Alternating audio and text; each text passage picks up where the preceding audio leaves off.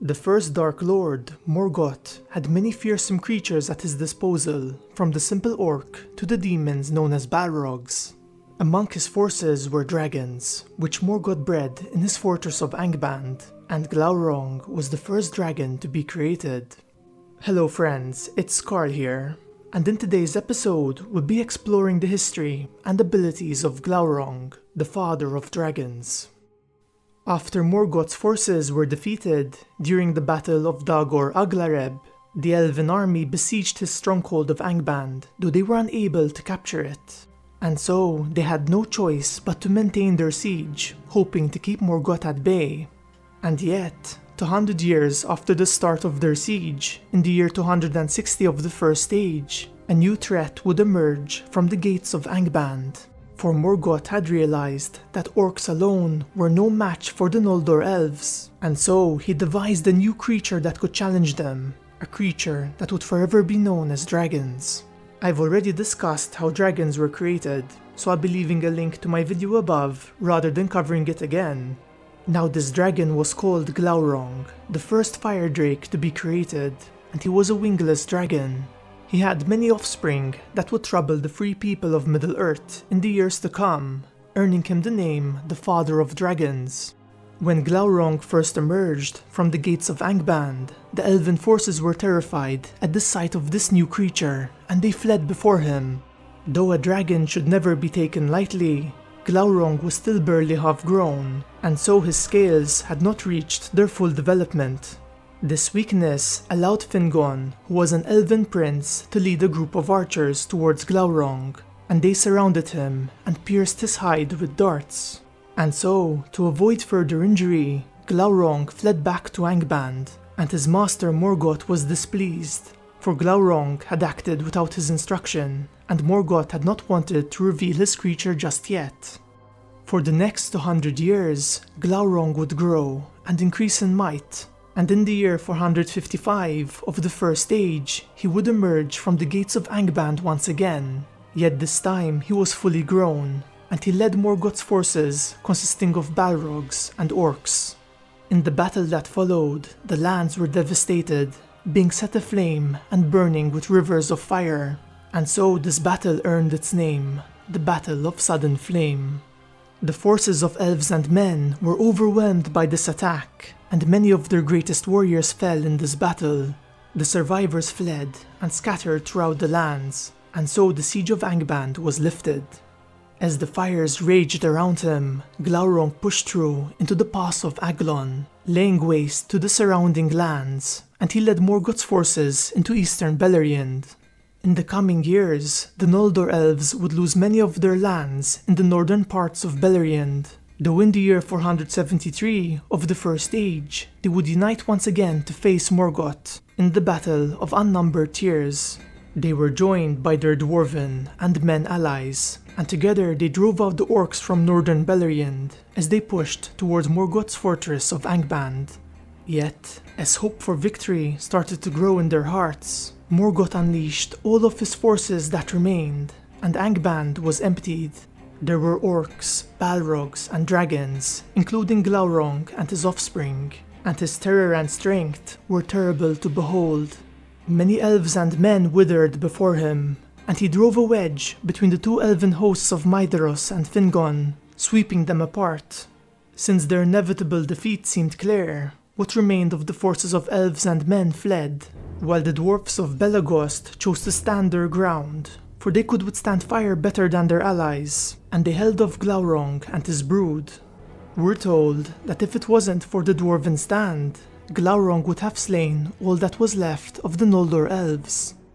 Now these dwarfs surrounded Glaurung and attacked his hide with their great axes, enraging him, for his armor could not withstand their blows, and he turned and struck down the lord of the dwarfs of Belagost named Azagal, and crawled over his body. Yet Azagal still had some life in him, and with what remained of his strength, he drove a knife deep into Glaurung's belly, inflicting a serious wound, and Glaurung fled from the battlefield. In the years to come, Glaurung would play a crucial role in Morgoth's plans, and in the year 495, Morgoth ordered him to lead an orc army to attack the elven fortress of Nargothrond. As this army travelled through the northern valleys of Sirion, they committed many evil deeds, and after journeying across the southern borders of the mountains known as Ered Wetrin, they came upon a lake called the Etel Ivrin, which Glaurung defiled. They then proceeded to travel downriver, burning the surrounding lands as they approached the fortress of Nargothrond. Yet their presence would not go unnoticed, for the elves were aware of this approaching threat, and they chose to ride out and face it in battle. They were led by a man named Turin, whose fate and future would be closely tied with that of Glaurung.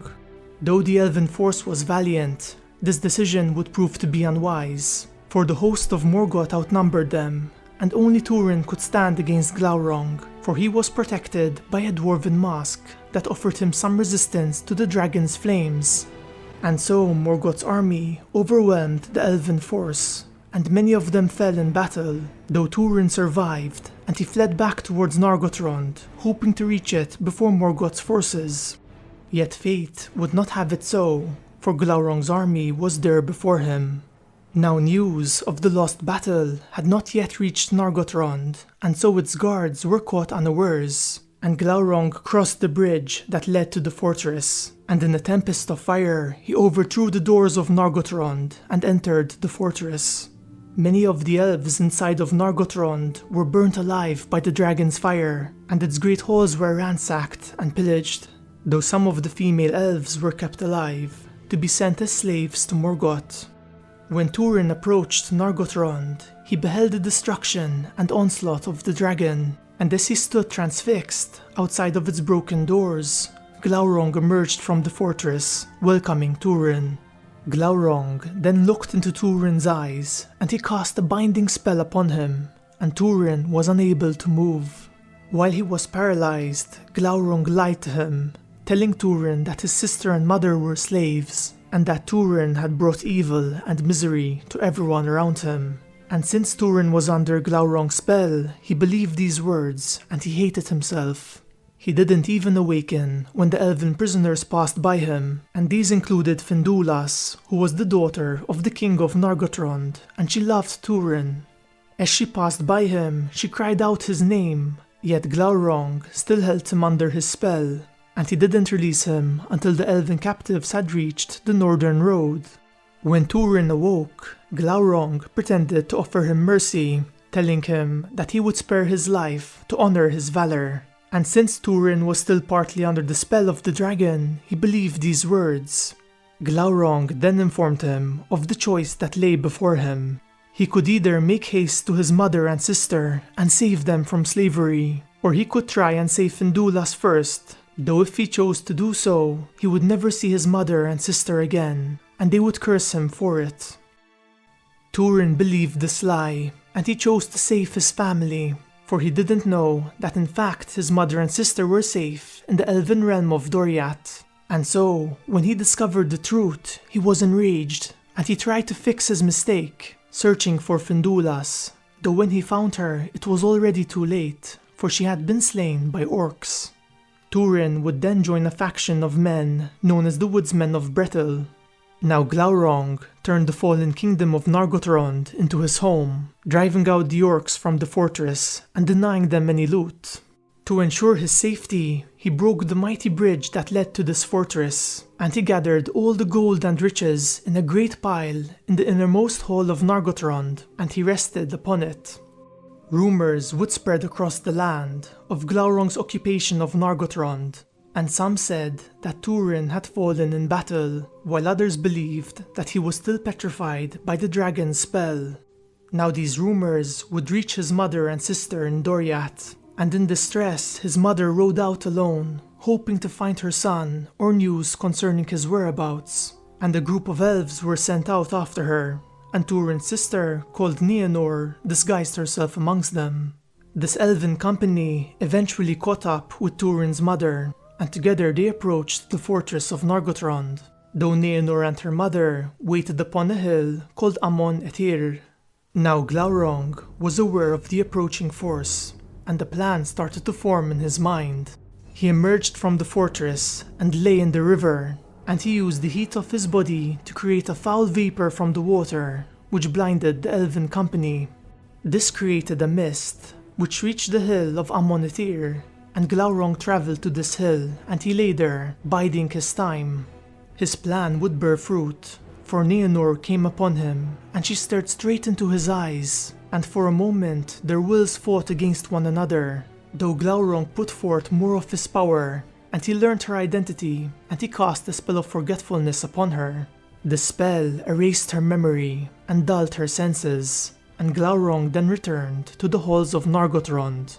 Now Niennor wandered the lands, lost and in fear, and she eventually made her way to the woods of Brethil, where she was reunited with her brother, Turin. Due to her memory loss, they were unaware that they were siblings, and they eventually fell in love and got married. Now Glaurung's power and malice had kept growing throughout the years, and he gathered orcs to Nargothrond and ruled as a dragon king. And 3 years after Turin had joined the woodsmen, Glaurung sent out an army of orcs to attack the woodsmen of Brethil.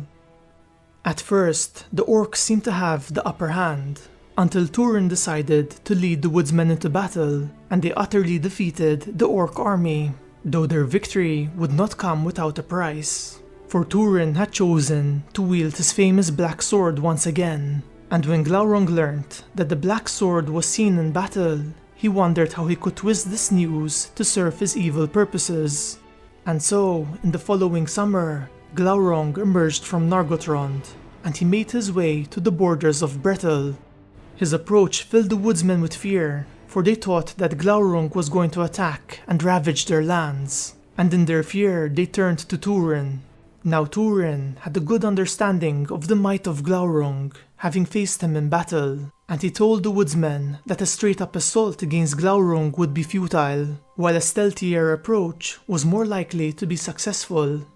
After scouting the lands, a plan started to form in Turin's mind, for he saw that Glaurung lay near a deep gorge, and Turin believed that the dragon would try to pass over it. And so Turin planned to descend into this ravine and approach the dragon from beneath him, taking him by surprise. His plan would succeed, for in the middle of the night, Glaurung awoke from his sleep and he started to make his way across the chasm, and Turin was almost overcome by the smell and heat of the dragon's body. Yet he summoned all of his will and courage and climbed up the cliff till he stood beneath the dragon. He then drew his black sword, and with all of his might, and fueled by his hatred for the dragon, he thrust it deep into the soft belly of Glaurung, delivering a mortal wound. As the blade tore through his hide, Glaurung sensed his imminent death, and he roared and hurled himself across the chasm, lashing and coiling in agony, beating the land to ruin and setting it ablaze, until his fires died and he lay still. Yet Glaurung still had webs of lies to spin and evil deeds to commit, and when Turin approached his body and pulled out his black sword, some of Glaurung's black blood fell upon his hand and burnt it. And in that moment, Glaurung opened his eyes and looked at Turin with such malice that he fell unconscious and lay as if he were dead. Now Glaurung's dying screams reached the woodsmen of Brethil, and Niennor ran towards the area where the dragon lay, and she came across his body, though she ignored it, for Turin lay nearby. However, she thought he was dead, and she cried next to his body, and once again Glaurung awakened, and with his dying breath he spoke to her about her true name and heritage, and told her how Turin was her brother. And when Glaurung died, his magical spell was broken, and Niennor regained her memories. In her anguish at all that had come to pass, she cast herself over the edge of Kabed en Aras, and she was lost to its wild waters. Though if she had waited a few moments more, perhaps her life might have been spared, and her brother's also. For with Glaurung's death, Turin awoke, and when he learnt that Niennor had died, he cast himself upon the edge of his sword, and so he too passed away. The woodsmen and a group of elves would eventually come across this tragic scene and Glaurung's body, and they would burn the dragon's corpse upon a great pyre until only ashes were left. Now I'd like to discuss some of Glaurung's abilities and characteristics. So Glaurung was a golden wingless dragon, and the first dragon to be created. He was called the father of dragons, and it's possible that all the dragons that came to be were of his brood, though one could argue that the winged dragons and the cold drakes might have been a different breed altogether. Glaurung's eyesight was said to be sharper than that of eagles and of elves, and in his eyes lay the fell spirit of Morgoth, his master. His eyes also seemed to be the means through which Glaurung worked his magic, such as petrifying his foes, or casting spells upon them such as memory loss. Though he was a large beast, he was also very agile, though it seems that after using his magic, he was left in a temporary weakened state, with his fire-burning glow and walking at a slower pace. His stench was so foul that few could endure it, and Glaurung made use of it, using it as a weapon. He was also well protected, for his scales were said to be harder than iron, though just like all dragons, his belly was soft and a weak spot. According to Turin, though Glaurung's strength and malice grew over the years, his true power was in the evil spirit that dwelt inside him, rather than the strength of his body, and I believe that the spirit was that of Morgoth. However, once again, I've already discussed this in one of my videos, so I'll be leaving a link to it above. Anyway friends, this wraps up today's video, and I hope you enjoyed it. If you're interested, check out our Facebook, Twitter, Patreon, Discord, and Loot Crate partnership links in the video description. And if you enjoyed this video, leave a like and subscribe to join our fellowship today. I hope to see you all in my next video, where together we'll once again explore the magical world and lore of Middle-earth.